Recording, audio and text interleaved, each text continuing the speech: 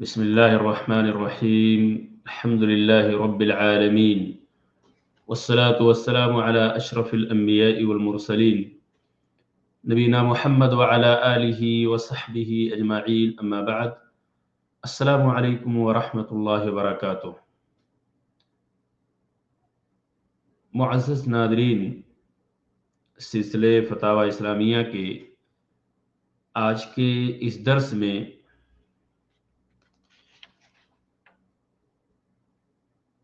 جو سوال اور اس کا جواب پیش کیا جائے گا، وہ سوال شیخ ابن جبرین رحمۃ اللہ علیہ کی خدمت میں پیش کیا گیا۔ سوال کچھ اس طرح سے تھا کہ حدیث میں ہے کہ رسول اللہ صلی اللہ علیہ وسلم نے فرمایا، انکم ترون ربکم یوم القیامت کالقمر لیلۃ البدر لا تضامون فی رؤیتہ، رواہ البخاری۔ یعنی کہ تم قیامت کے دن اپنے رب کا اسی طرح دیدار کرو گے جس طرح تم 14ویں رات کے چاند کو دیکھتے ہو۔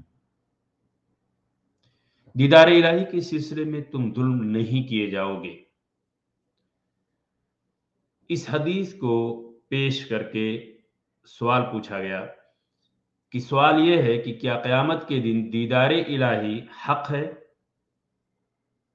جو حدیث ذکر کی گئی ہے کیا وہ حدیث صحیح ہے؟ کیا دیدار الہی سب لوگوں کو ہوگا یا صرف مومنوں کو؟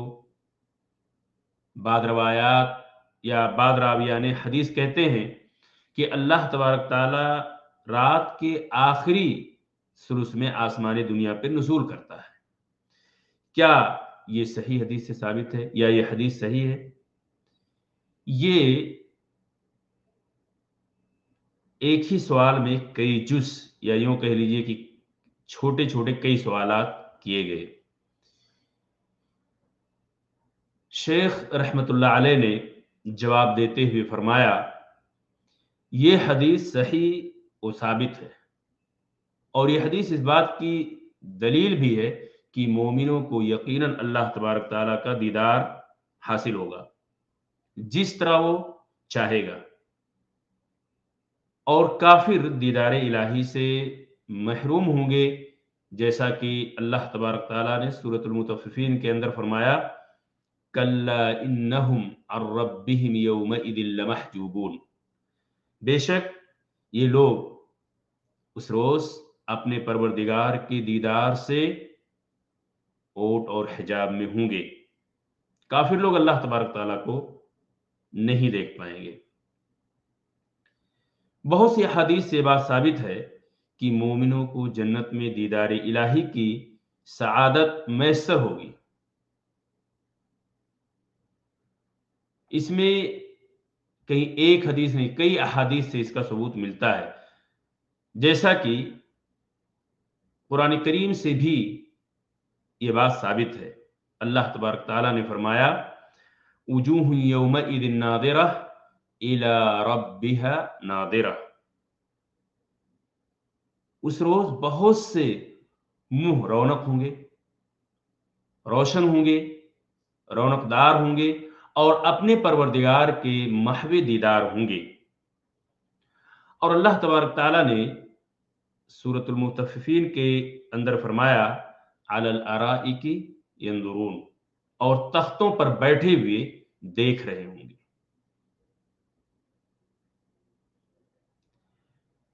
شیخ کا یہ جواب ابھی ختم نہیں ہوا۔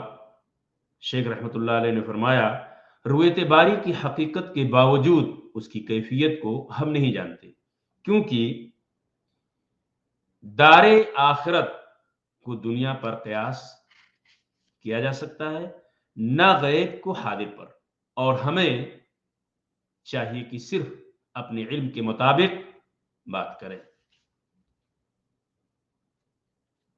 کیفیت سے متعلق کہیں کوئی چیز وارد نہیں ہوئی ہے، لہذا اس موضوع پہ داخل ہونا کسی بھی صورت میں درست اور جائز نہیں ہے۔ ہمیں اپنے علم کے مطابق ہی بات کرنا چاہیے۔ ناظرین کرام، شیخ نے جواب دیتے ہوئے فرمایا نزول باری تعالیٰ کے بارے میں صحیح احادیث موجود ہیں، جیسا کہ رسول اللہ صلی اللہ علیہ وسلم نے فرمایا ینزل ربنا الى السماء الدنیا حين يبقى ثلث الليل الأخير أو ثلث الليل الآخر فيقول هل من داع فأستجيب له هل من مستغفر فأغفر له هل من تائب فأتوب عليه رواه البخاری۔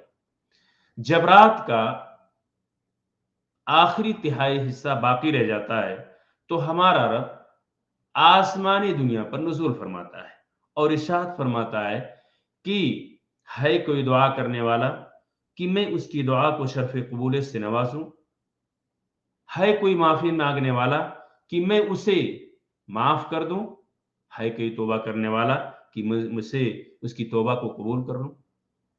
لیکن یہ نزول امور غیب میں سے ہے، ہم اس پر ایمان تو رکھتے ہیں لیکن اس کی کیفیت سے متعلق اس کی کیفیت کے بارے میں بحث نہیں کریں گے۔ اس حدیث سے ہمیں یہ بات بھی معلوم ہوا کہ رات کا آخری حصہ افضل ہے، اس میں نماز، دعا، توبہ و استغفار مستحب ہے اور یہ قبولیت کا وقت ہے۔